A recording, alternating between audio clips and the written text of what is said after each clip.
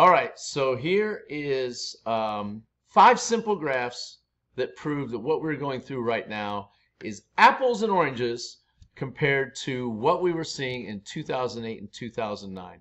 I'm going to prove to you with 5 simple graphs that this is not like the last time. See, a lot of people have PTSD from the last time. They're still afraid of buying at the wrong time, but I want to show you very simply that it's not. Mortgage standards are nothing like they were back then. Take a look back during the housing bubble at the Mortgage Credit Availability Index. This is where we were back then when we were doing liar's loans and letting people buy homes with just what we called stated income versus where we are today. We've leveled out. We've learned our lesson. This is not 2008, 2009. That's number one. Number two is prices are not soaring out of control. They were back then. Take a look before leading up to the housing crash. Double digits are not good. They're not a good thing. Take years, 4, 5, and 6% appreciation. Even though normal appreciation is around 3.6%, 4, 5, and 6 is not out of line. We are not in the same position we were in 08 and 09. Also, we don't have a surplus of homes on the market. We have a shortage. Look at back in 2007. We had 8 months worth of inventory, where today we're 0.1 nationally. Here in Central Ohio, it's even less than that. It is a great time to buy and sell a home. And, this is a great time to be looking. Now, back in the old days, houses became too expensive to buy 4 years ago. It's not that way now, and here's the graph that, look, this is the percent of median income needed to purchase a median home. 25.4% back in 06. Over a quarter of your entire income was being eaten up just by your house payment back then. Now it's only 15%. People's income are rising. There's 3 parts to the affordability formula. It's the price of the home, the wages earned by the purchaser, and then the mortgage rate. Back then, the mortgage rates were at 6%. Today, they're in the mid-3s right now. Today, I got a 2.75 rate, 30-year fixed rate on a new build home for a client of mine. Full time to look.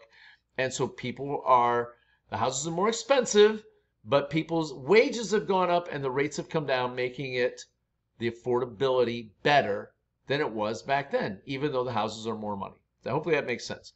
Also, I want you to know people are equity out. Back then, people were using their equity in their homes as an ATM card. They would get equity and they would pull it out. And the banks were letting them borrow 125% of their value. Now, I want you to get that.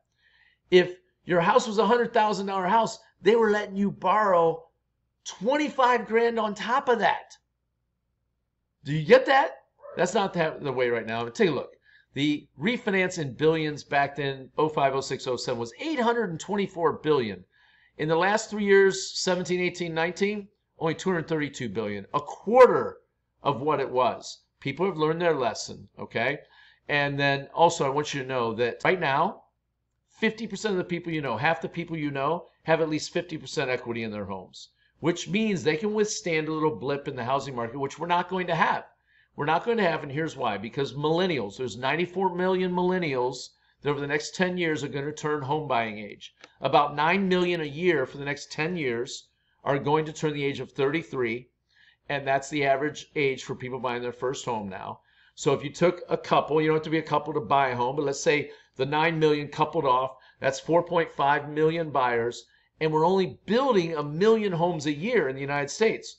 4.5 million buyers, only 1 million homes being built. That equals housing shortage, which means houses will continue to appreciate, which means we have a steady housing market. And by the way, these millennials, according to the stats, even though we make fun of, joke around saying they're living in their parents' basement and stuff like that, check it out. They have better credit and they have more money to put down than their parents and their grandparents in the same time frame, the age that they were when they were buying their homes, or when, I should say, when we were buying our homes. So there you go. So the bottom line is this.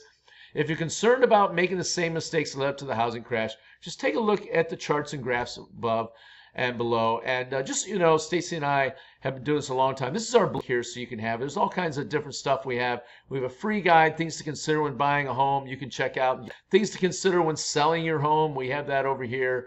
And we also have one for millennials and things like that that you guys have said there. So go ahead and get with us. It's a great time to buy and sell a home. Remember, it is apples and oranges from 2008, 2009. Okay.